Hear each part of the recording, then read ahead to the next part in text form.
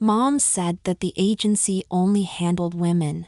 It was part of some affirmative action thing. In particular, they were looking for women to expand into jobs that were not normally done by women, have a temp fill the role and prove something. She complained that computer systems work was an area that was dominated by men. If I had the right candidate, I could slot them into a spot that would earn big money, she said. The job that she was describing was just the kind of stuff I did for fun, and I really needed the money to be able to buy that car from down the street. Can't you make an exception and get me that contract? I pleaded with her. No exceptions. I only contract out women. So unless you want to be a girl, no dice. But then she looked at me, strangely. She said, well, we might be able to put that long thick hair of yours to some use. But I am telling you, that if you are not going to do this properly, you will get me into serious trouble by referring you to the agency. Mom, don't worry. I know computing back to front. That is not what I am worried about, Daryl, she said. It will be in passing yourself of as female. My jaw must have dropped to the floor because she just laughed. It won't happen otherwise, she said. I am not going to have my company employ you directly. If you want this job, you have to go through them. And to go through them you have to be a woman. But I think you could get away with it. Come on, Mom. No way. It was male pride that made me say it. But I was not a big guy and certainly not manly looking. She was sizing me up. I was thinking about the car. I was thinking about what I was prepared to do to get the money to buy it.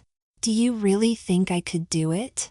All that I had to do was to do exactly what she said. The agency was important to her, and I understood that she was breaking the rules to get me work.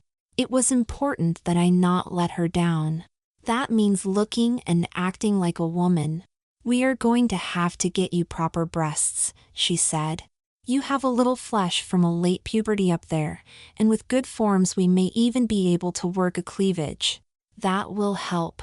And I will need to book you a full body wax and hair coloring. Mousy is not good enough for a professional woman. Unlike men, an untidy appearance can mean sloppy work standards. Unfair, but reality. And voice coaching to lift the octave and improve elocution. It was all sounding way too much, but when she told me how much the contract was worth, I was ready to lie down and grit my teeth as the body hair came off, and sit in the styling chair for 3 hours for the treatment, coloring and straightening. Your mother tells me that you are Daphne from now on, the colorist said.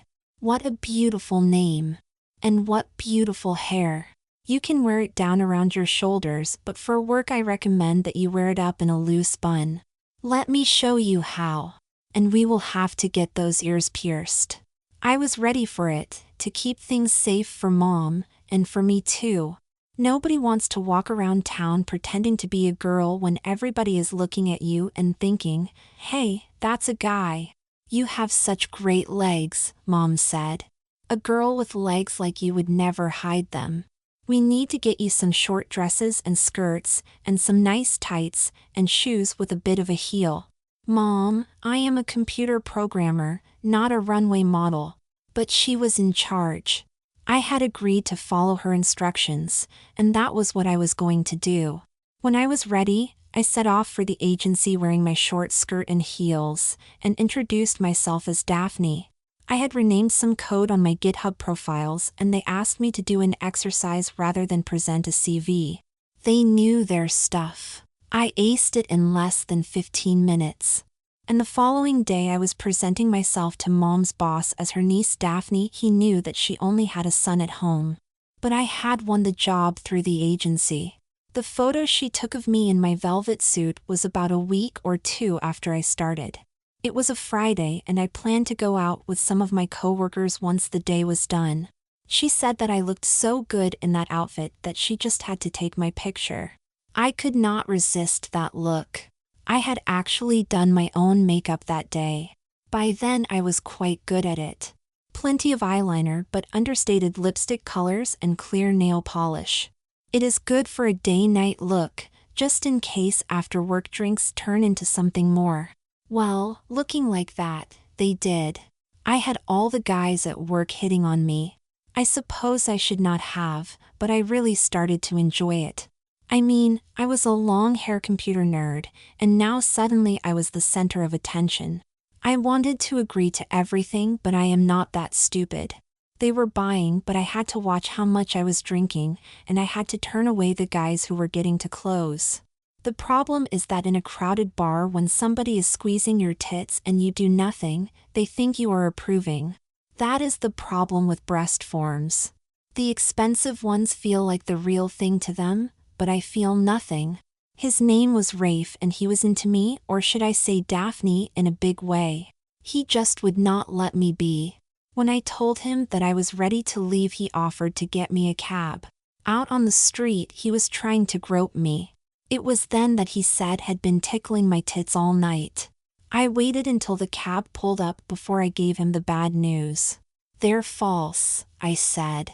Latex and silicone breast forms stuck on my flat male chest. I am false. For some reason I started to cry. Maybe it was the look on his face. He was shocked. He was not a bad guy. I quite liked him. But now he looked desolate. I got into the cab and we sped away. I told Mom that I could not go back to the job. I had been forced to give myself away to one of the guys at work, and now everybody would know. "You could say you are trans," she said. "I could be in trouble with the agency. Why don't you do that? But you like this job. You have to go back."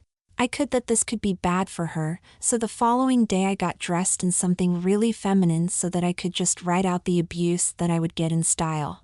But nobody said anything. Everybody was just normal. Even Rafe just smiled at me and said good morning just like any other day. It was like he had forgotten overnight. Nobody knew. Later in the day, when I went to the mainframe room, Rafe stepped in and closed the door behind him. "Thanks for not saying anything," I said. "I thought about this all last night," he said. "Why would I tell anybody your secret? I think that I am falling for you, Daphne, because what you are hiding really doesn't matter to me. I think that you are the most lovely woman I have ever met. We can work through your transition together. You need to be the woman you were meant to be." He had me in his arms. His face had a crazy look, like he was out of his mind, and it was down to me.